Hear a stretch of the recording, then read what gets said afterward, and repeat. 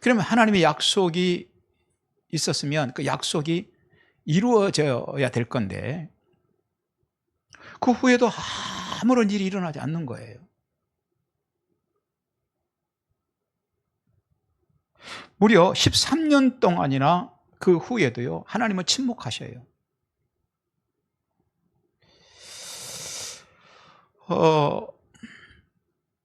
얼마나 참 괴롭고 힘들겠어요. 나이는 한 살씩 더 먹어가고, 아니 한 살씩 더 먹어가는 게 아니라 이제 뭐 100세가 가까워져 버리는데, 하나님은 약속을 해주셨는데, 아니 그 약속을 해주셨으면 약속이 이루어질 적절한 때에 약속이 이루어지도록 해야 되지 않겠어요? 그런데 그게 아니고 13년 동안이나 아무런 하나님의 어떤 조치가 없는 거예요. 그 기간은요, 아브라함에게 견디기 힘든 시간이었어요. 그러나 자비의 하나님은 그의 백성을 향한 침묵을 영원히 지속하시지는 않으셨어요. 할렐루야. 그동안에 하나님과 단절된 삶을 살던 그에게 오늘 본문 창세기 17장에서 드디어 하나님이 나타나세요. 그리고 다시 한번 이전에 했던 언약을 확신시켜 주세요. 다시 한번 또 옛날 그 했던 약속을 확인 다시 시키지거든요. 그것이 오늘 본문이에요. 우리도 마찬가지입니다. 살다 보면은 정말 내가 하나님 약속이 말씀인지라고 붙잡았는데 그러면 내가 원하는 때 적절한 때 이게 이루어져야 되지 않겠어요? 도대체 하나님은 나에게 약속을 주신 것 같은데 이루어지지 않고 세월은 자꾸 흐르고 내가 생각할 때 이건 이제 이게 지나가 버리는 거 아닌가 싶을 때가 많고, 자, 그럴 때가 우리에게 있어요. 따라서 한번 합시다. 하나님의 침묵은 영원하지 않다. 옆에 분들과 인사 한번 하십시다. 하나님의 침묵은 영원하지 않습니다.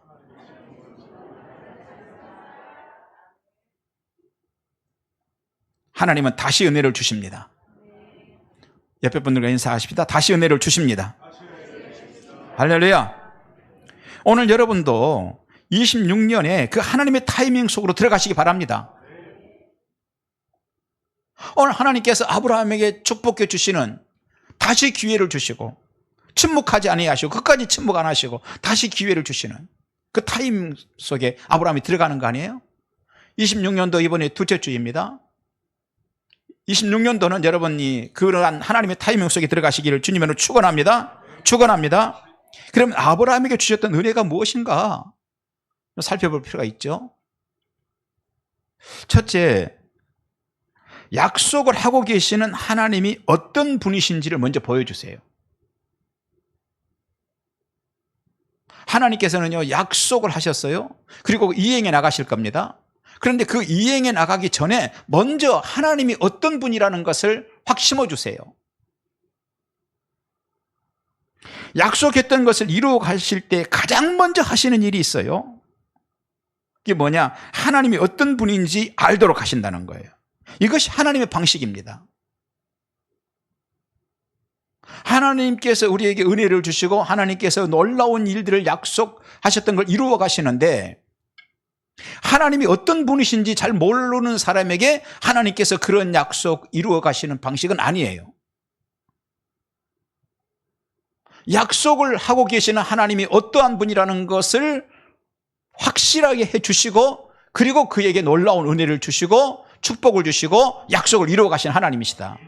아멘. 자, 그 과정이 어떻게 전개되고 있습니까? 아브라함에게는 아브라함의 문제가 무엇이었습니까? 일전에 사라의 본처입니다. 사라를 통해서 아들을 주시겠다는 약속을 받았었어요. 근데 문제가 하나 있죠. 내가 원하는 타이밍에 아들을 주셔야 되는 거죠. 아브라함. 내가 하나님이 약속해 주셨으면 내가 원하는 시간대에는 하나님 주셔야 되지 않겠어요? 라고 생각한 거예요.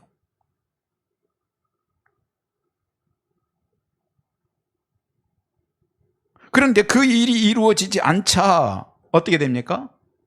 불안과 초조가 막 밀려옵니다. 불안함이 막 불안해요. 초조합니다.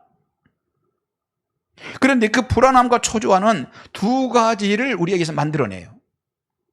단순하게 불안하고 초조한 것을 끝나는 게 아니라 불안하고 초조함은 두 가지를 만들어내는데 하나는 믿음에서 자꾸 떨어지도록 한다는 거예요. 자꾸 초조해져. 아니 하나님이 약속을 주셨는데 그 약속이 내가 이 정도 되면 이루어져야 되는 거 아니야? 하나님 뭔가 주셔야 되는 거 아니야? 그런데 도대체 하나님 침묵하시고 아무런 응답도 없고, 자 그러니 아브라함 입장에서는 불안하고 초조한 거예요. 그러니까 불안과 초조가 밀려오니까 어떻게 됩니까? 믿음에서 자꾸 떨어지도록 해요. 하나는. 또 하나는 인간적인 자신의 방법을 총동원하도록 합니다. 여러분 그래서요, 초조가 밀려올 때, 불안할 때 이때를 잘 넘기셔야 돼요.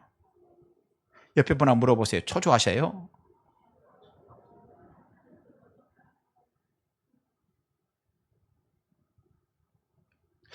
금년 또 한 해가 넘어갔네요. 한 해 넘어가기 전에 자녀를 둔 부모들은 초조했을 거예요. 우리 애들 빨리 시집을 가야 될 건데 이게 이 왼수가 조짐을 안 보이고, 우리 아들이 이게 이러다가 평생 이거 나하고 함께 사는 거 아니야 이게. 어디 그런 문제만 있겠어요? 여러 가지 많은 문제들에서 하나님 짝을 주시긴다고 했으면 적절한 때에 그때 짝을 만나도록 하셔야 되는 거 아닌가요 하나님? 그런데 지금까지 도대체 왜 침묵하고 계세요?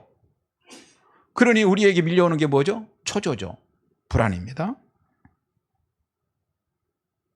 자, 그러니까 믿음에서 떨어지도록 하고, 또 하나는 자신의 방법을 동원한다는 얘기예요. 어느 날입니다. 그의 아내 사례가 남편을 봅니다. 그리고 여보, 하나님은 내가 아들을 낳을 것이라고 했지만 나는 안 될 것 같아요. 한우 수 없이 하갈이라고 하는 내 여종에게서 아들을 낳아야 할 것 같아요. 하갈, 내 종, 여종, 몸종 여종이 있는데 그냥 둘째 부인으로 맞아서 아들을 낳으세요. 그것은요, 믿음 없는 아내가 인간적으로 미안한 남편에 대해서 미안한 마음이 사는 이야기예요. 그런데 하나님을 만난 경험이 있는 아브라함이,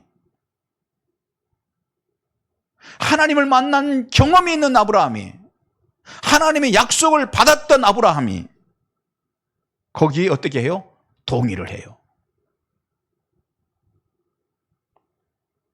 그리고 하갈이라는 여종을 둘째 부인으로 맞아들여서 아들을 낳습니다. 왜 그랬을까요? 불안이, 그 초조가 밀려오니까. 내가 원하는 때에 이게 답이 와야 되는데 내 나이가 몇이에요 이제. 불안하고 초조한 거죠. 이게 결국은 뭐죠? 믿음에서 떠나도록 하고 결국은 인간적인 방법을 총동원하도록 하더라는 거예요. 여러분, 오늘 다시 본문으로 돌아가 봅시다. 그러던 어느 날입니다. 그러던 어느 날, 원데이, 하나님은 그에게 다시 나타나세요. 오랜만에 나타나시고 이런 말씀을 하세요. 뭐 어떤 말씀을 하시냐? 따라서 합시다. 나는 전능한 하나님이다. 아멘. 나타나셔가지고 하나님께서 아브라함에게 나는 전능한 하나님이다 이 말씀을 하시는데 무슨 내용인지 확 오죠? 오세요? 이게 무슨 뜻인지? 하나님께서 그냥 평상시에 나는 전능한 하나님이다 알려주시는 게 아니라 이 불안하고 초조해가지고 인간적인 방법을 다 동원하고 있는 아브라함, 그것도 초조할 근거가 있죠. 무려 13년 동안이나 아무런 하나님이 뭐 답도 없고 응답도 없고, 그런데 해결을 주시는 것도 아닌데 나이는 먹어가고, 이게 불안 초조한 거예요. 그런데 하나님이 오셔가지고 나는 전능한 하나님이다 이 말씀을 하세요. 무슨 의미겠어요? 내가 한 약속을 지킬 것이다. 내가 한 약속을 지킬 것이다 이 말씀이에요. 너에게는 불가능한 것으로 보이지만 내가 하면 된다, 이 말씀이에요. 그때요, 본처인 사례가 나이가 몇 살인 줄 아세요? 89살. 우리 교회 89살 드신 분도 많진 않아요. 우리 권사님 한 분 90이 좀 넘으셨는데 얼마나 건강하신지 모르겠어요. 더 건강하시고 100세 이상 사시기 바랍니다. 살아야 될 이유가 어디 있느냐? 교회를 위해서 많이 기도해야 되니까. 자, 남편의 나이가 몇 세냐? 99세예요. 여러분, 아이를 낳는 게 가능하겠습니까? 그런데 여러분, 믿음이란 게 뭡니까? 내가 생각할 때 가능한 일들만 일어난다면 그건 신앙의 세계가 아니에요. 믿음의 세계에는 그것을 넘어서는 줄 믿습니다. 우리 생각으로는 홍해가 어떻게 갈라지겠습니까, 여러분? 한 사람이 강가에 서서 이 강물이 마르라고 소리를 막 입에 막 거품이 생길 때까지 막 이 강이 말라라 하고 소리를 치면 가능합니까? 더구나 그것이 강이 아니라 바다라면 안 되죠. 숫자가 적기 때문입니까? 한 사람이니까 한 100만 명쯤 가가지고 이 바다가 갈라져라 하면 갈라집니까? 안 되죠. 안 되는 건 과학입니다. 하지만 내가 아니라 하나님이 하시면 상황은 달라질 줄 믿습니다. 존재가 다르면 능력이 다른 거예요. 하루에 땅을 손바닥만큼 뒤집는 것은 지렁이 과학이에요. 손바닥만큼 뒤집는 것은 지렁이 과학입니다. 하루 종일 하면. 하지만 손은 다릅니다. 하루에 300평도 더 갈아요. 그런데 문제는 소라고 하는 동물이 진짜 있는가 하는 것이죠. 있다면 그렇죠. 우리 신앙이 이것입니다. 많은 사람들이요, 우리가 신앙의 말을 하고 신앙을 가지게 될 때 얘기하면요, 아유, 그게 가능하겠어? 그 불가능한 거야 라고 말합니다. 과학적으로 볼 때 무식한 소리야 라고 얘기합니다. 하지만 과학을 포함한 모든 우주의 수치까지 만드신 분이 하나님이십니다. 최근에 우주과학이 많이 발달하고 있어요. 제임스 웹 망원경이, 우주망원경이 떼어져서 지금 저 깊은 우주를 들여다보고 있습니다. 보이저 1호, 2호가 지금 태양계를 거의 벗어났습니다. 그러면서 생생하게 지금 우주가 어떻게 생겼는지를 들여다보고 있는 거예요. 그러면서 발견하는 게 하나 있습니다. 깜짝 놀라는 게 과학자들이 우주가 이상하리만큼 완벽하다는 거예요. 이렇게 완벽할 수는 없다는 거예요. 완벽하다는 거예요. 이 우주를요, 컴퓨터 시뮬레이션으로 이렇게 돌려보는데요, 거기에 조금이라도 수치가 맞지 않으면 이게 형성될 수가 없는 거예요, 지금. 그걸 상수라고 그래요. 이 상수가 우주의 모든 것은 숫자로, 수치로, 수학으로 계산이 가능합니다. 예를 들자면 모든 만물은 92개의 원소로 구성이 되어 있어요. 92가지 원소로. 그리고 태양은 1초에 30만 킬로를 갑니다. 지구를 1초에 7바퀴 반을 돌아요. 이건 변하지 않습니다. 이건 수치예요. 이 수치에 정확하게 모든 것들을 분석할 수 있다는 거예요. 다 숫자로 다 정리할 수 있다는 거예요. 그런데 최근에 우주과학자들이 발견하는 게 하나 있는데, 그 수치 중에 진짜 0.00001%만 안 받지 않아도 이 우주가 지금 생길 수가 없다는 거예요. 그거는 어느 정도냐?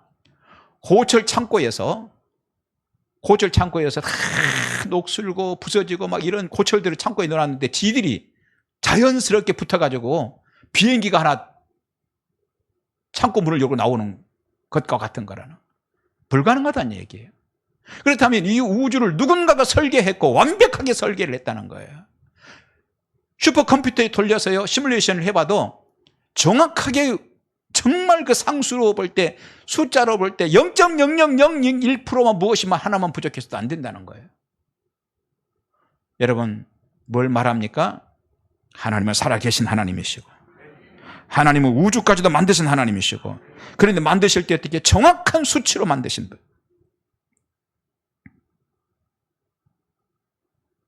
신앙이 무엇입니까? 그 하나님이 있음을 믿는 것이 신앙입니다. 그 전에는요, 과학이 발달하기 전에는요, 하나님의 과학적인 무슨 얘기를 하면요, 무식한 것들이나 신앙 얘기하는 거야. 그런데 정말 과학이 발달해서 심해 깊은 우주를 들여다봤더니 누군가가 설계하지 않고서는 우주가 이렇게 있을 수가 없다는 거예요. 여러분도 있을 수 없는 거죠. 신앙이 무엇입니까? 그 하나님이 있음을 믿는 것입니다. 그리고 의지하며 하나님의 일을 그 사람이 일으키는 것이죠. 내가 볼 때 가능한지가 불가능한지가 중요한 게 아니라 하나님이 있는지 없는지가 그리고 보면 중요한 것이죠. 그런데 우리는 하나님이 계심을 믿습니다. 아니, 하나님이 계신 것을 전제하고 출발합니다. 그래서 창세기 1장 1절 시작에 태초에 하나님이 천지를 창조하시니라, 이걸 전제하고 출발하는 거예요. 성경은요, 하나님께서는요, 이 성경으로 나 여기 있다 하시고 계세요. 그리고 십자가에 죽으신 예수님을 보여주시면서 나 여기 있다 하셔요. 그리고 오늘도 크고 적은 사건들 속에서도 나 여기 있다 하시는 하나님이세요. 그것을 경험한 사람들이 하는 말을 우리가 뭐라고 말해? 간증이다, 이렇게 얘기를 하죠. 크고 적은 간증들을 하나님이 주셨을 거예요, 여러분. 여기까지 여기까지. 우리 교회가 여기까지 세워지는데 크고 적은 얼마나 많은 간증이 있습니까, 여러분? 우리 교회에 이진숙 집사님이라고 있어요.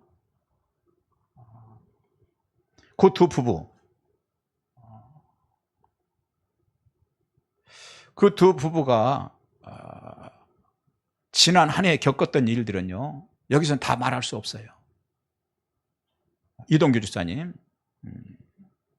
이게 이진숙 집사님 부부, 어쩌면 이런 일들이 일어날 수 있을까? 그런데 놀랍게요, 하나님이 어쩌면 이렇게 하나님께서 역사하시고 어떻게 이렇게 해결할 수 있을까?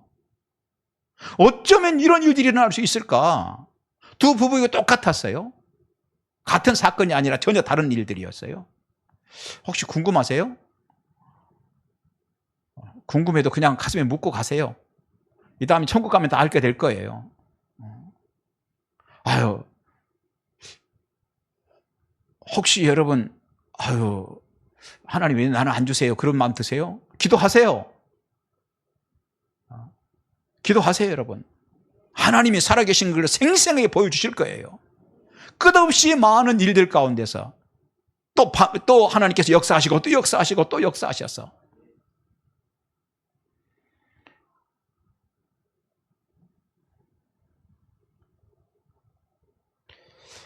우리 하나님은 계시는 하나님이세요.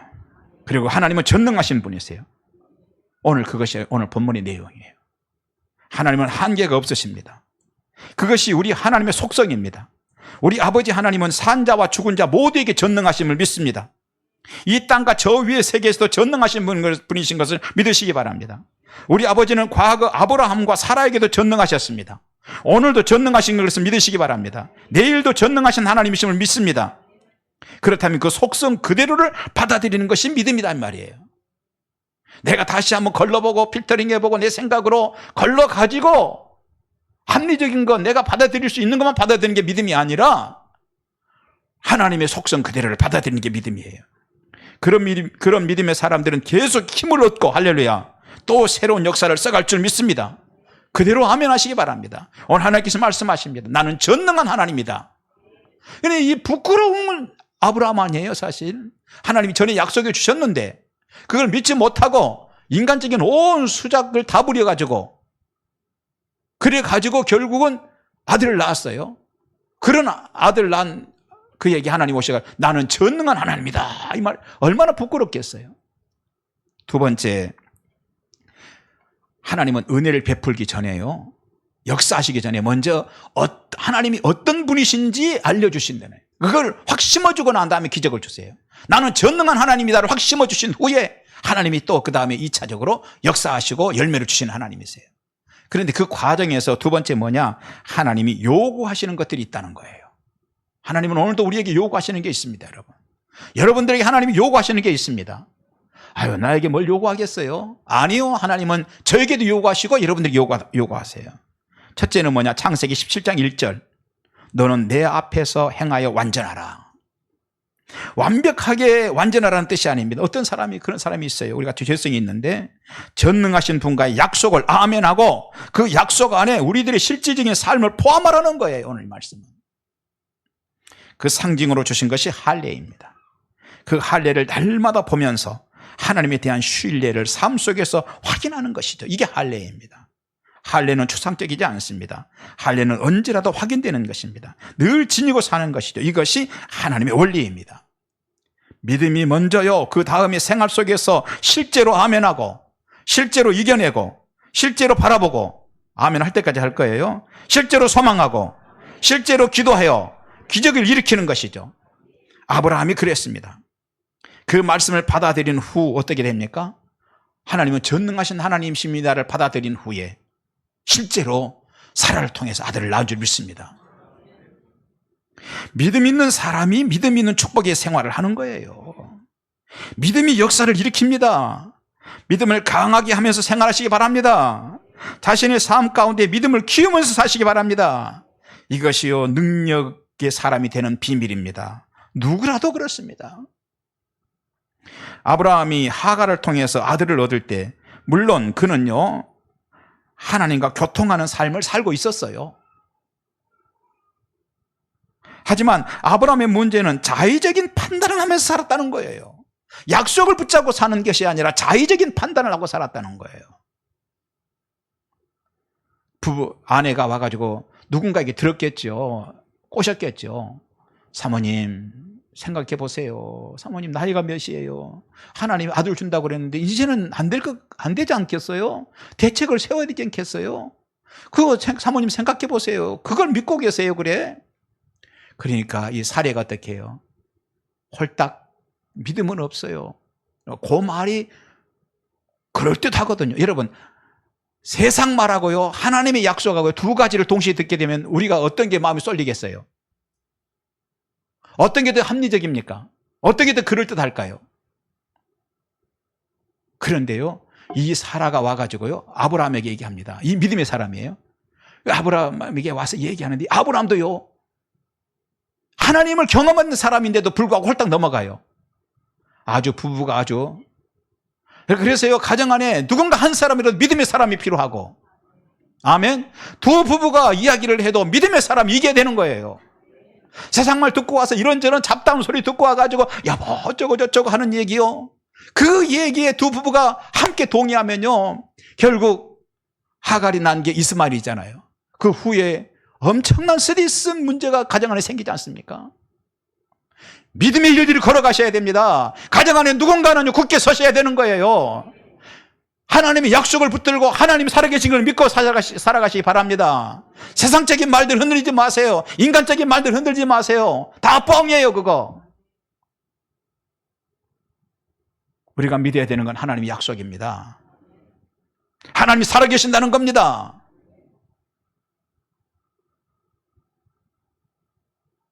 자의적인 판단을 버리는 거죠.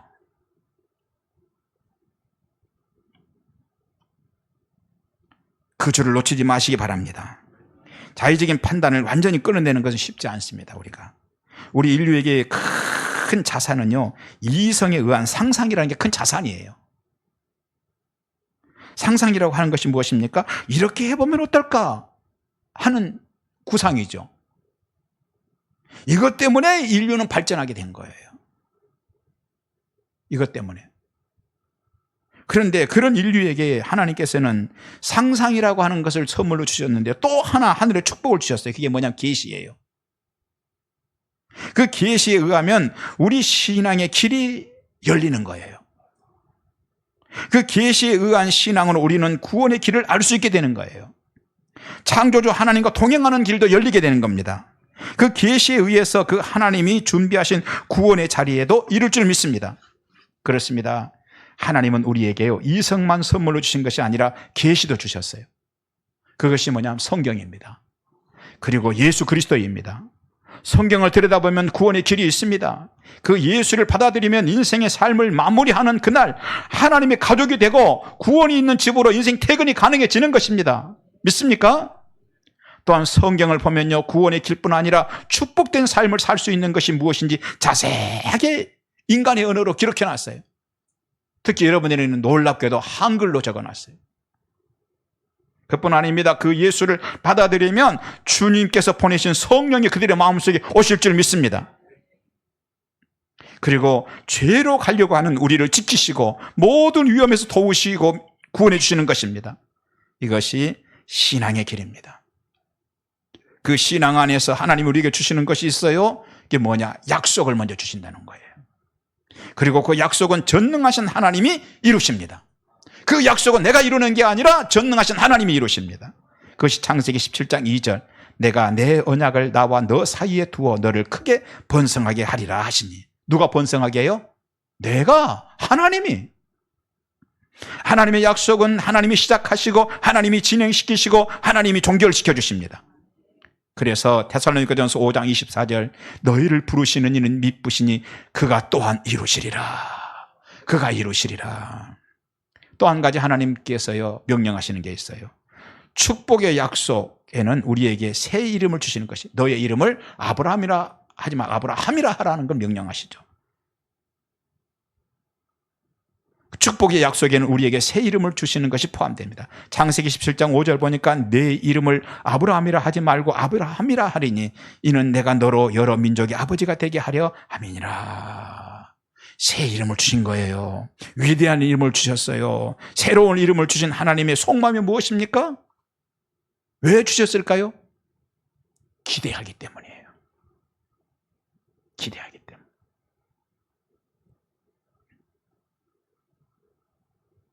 사랑하신 여러분, 오늘 여러분들에게도 새 이름을 주님이 주셨어요.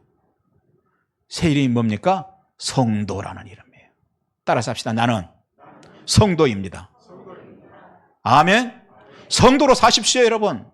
교회에 와서만 성도 되지 마시고요, 세상에서 성도로 사세요.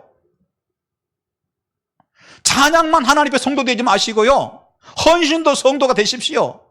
물질도 하나님 앞에 드리는데 성도가 되십시오. 기도하는데도 하나님 앞에 성도가 되시기 바랍니다. 전도하는데도 성도가 되시기 바랍니다. 우리는 성도에 따라서 나는 성도입니다. 성도입니다. 할렐루야. 새 이름을 주신 거예요. 왜요? 기대하기 때문입니다. 그 이름을 받은 자들에게는 믿음의 사람답게 살라고 주신 이름입니다. 그래서 에베소 4장 1절로 3절 그러므로 주 안에서 갇힌 내가 너희를 권하노니 너희가 부르심을 받은 일에 합당하게 행하여 모든 겸손과 온유로 하여 오래 참음으로 사랑 가운데서 서로 용납하고 평안에 매는 줄로 성령이 하나게 되게 하신 것을 힘써 지키라. 한마디로요, 과거의 사람 아니라 이제는 새로운 사람이라는 거예요. 하나님은 우리 인간들이 매일매일 같은 날로 반복하지 않고 하루를 24시간으로 그리고 1년은 365일로 나누어 사용하도록 기회를 주셨어요. 새 날이 되고 새 시간이 되면 새 사람 됨을 보고 싶어 하셨기 때문이에요. 오늘 26년 두 번째 주일입니다. 하나님께서는 어김없이 새로운 한 해를 주셨습니다. 하나님은 여러분을 기대하시는 거예요.